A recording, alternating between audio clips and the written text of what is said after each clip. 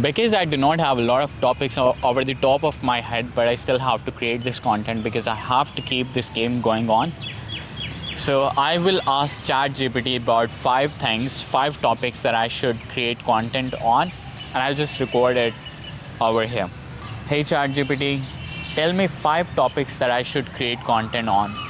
This should strictly not be business related. It could be business related in a way that I would help people answer their questions based on the size of business that I have, in terms of maybe getting clients or stuff like that, or maybe solving problems in terms of the team, training the team, or how to lead as a leader, these sort of things. But it should be more about life. It should be more about sharing my perspectives and my end of things with people and the way I think. So go ahead and write 5 topics and I'll create videos on that. Alright, so the first thing ChatGPT has shared with me is self-respect versus being a nice person. You have to be a nice person, but you don't have to be a nice person all the time, because people will assume that it is an obligation for you to be nice with them, and it is the way you are, right? And you are doing no good to them by being nice, because you are nice, right? And you're going to be taken advantage of more often than you want to, right? And people are not going to really respect you because you do not have set limits. Even when I was playing cricket, I used to sponsor all the stuff without expecting the discipline in return, without expecting that they are liable to respecting the things that I'm sponsoring. And they have to, for example, I used to buy expensive bats and I used to make them available to everyone. And they, forget to respect that those are expensive bats and I've paid for them, and they, throw them anywhere. And, whenever they had to pick balls outside the grounds, they wouldn't do that. So, and with my team, when I was not too restrictive, even though I'm not too restrictive till now, when I was not too restrictive with my sales team, they did not produce anything. And when that guy stopped working with me, I asked him that what are the things that are different in other companies versus in my company? What are the things that I can learn from you based on your experience in other companies? And they told me that you were too soft with us and you wouldn't hold us as much accountable as you should have.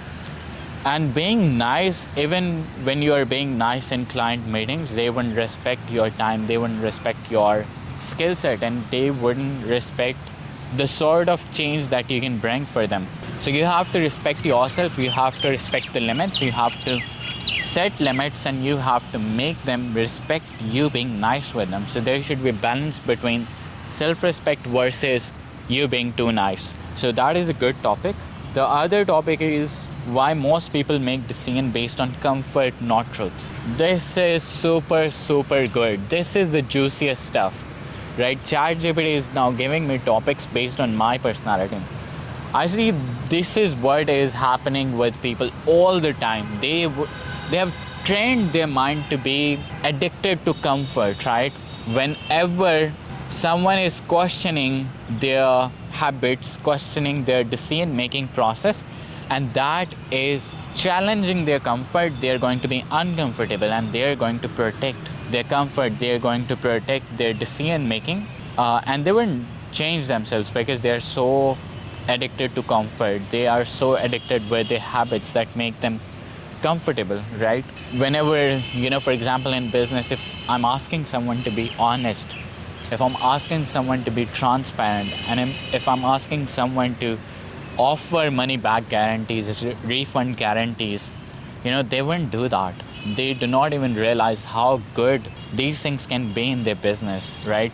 Offering a money back guarantee can get you 10 more clients than not offering. And if someone is, out of that 10 people, even if 3 people are asking for a refund, you still have 7 clients that you wouldn't have in the first place, right? So, and again, in terms of, for example, all the time when I see in the society there are things that are bad happening, if I question them, if I try to hold those people accountable, other people would come to me and tell me that, this is a dangerous thing to do and you shouldn't do these things. So The reason they say this is because they are too addicted to their comfort that they won't join me and be a part of this movement, even though they know I'm doing the right thing, I'm standing with the truth. Even instead of standing with me, what they would do is they would try to stop me from doing the right thing, right? So that is why, comfort is not the best thing in your favor. And the really, really good thing that I just recently learned, I had learned this thing, but this is something that I recently read and it got reinforced in my mind, is that comfort makes a man weak. And that is the thing that I do not want to entertain in my life. I want to start going to the gym so that I can push harder, and I want to, get addicted to the things that are uncomfortable, because that are the things that are going to make the strongest version of myself. Because the reason why I want to be the strongest version of myself is because I want to be example for a lot of people so that they can be stronger as well. So that's why comfort is not good. Comfort is your enemy.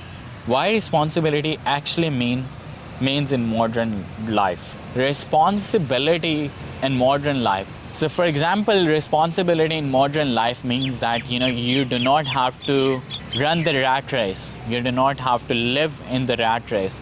You do not have to do that job when you have put so much effort into studying, into educating yourself, and you want to work hard. You have to do the work hard while you're doing the job, and you have to work hard when you are going to build a business, right?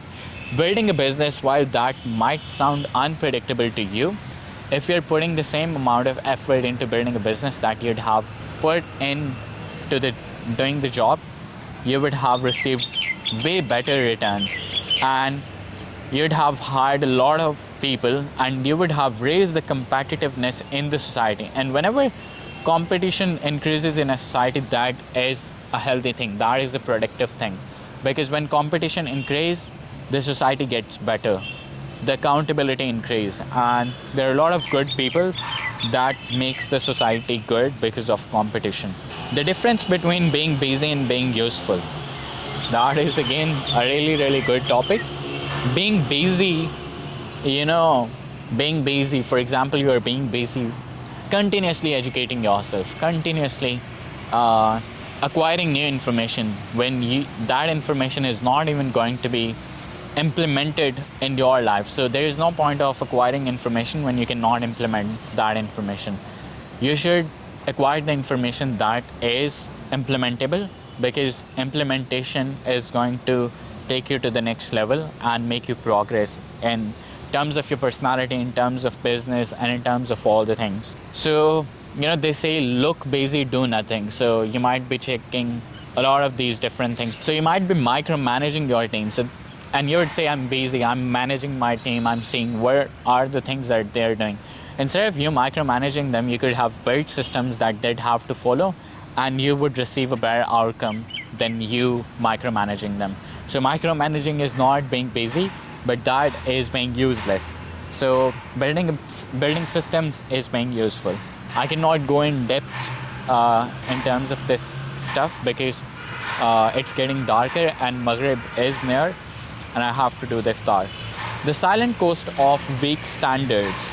Why people accept poor behavior from others while lowering standards ruins environment. The importance of boundaries in friendship, work, and relationships. I'm not really sure where is it that this ChatGPT pulled this topic from, but the silent cost of weak standards. If you have not set standards and boundaries in your friendship, you would feel obligated to every invitation, whether that invitation is good use of your time or bad use of your time. You'd feel obligated to attend that party and that invitation. So you need to set boundaries, even if that comes to your friendship, that comes to your partnership with your business owner, or any of the relationship out there. You must need to set standards. You need to set standards in terms of expectations as a society that government could expect from you. So I think I've covered a bit about my perspectives from ChatGPT.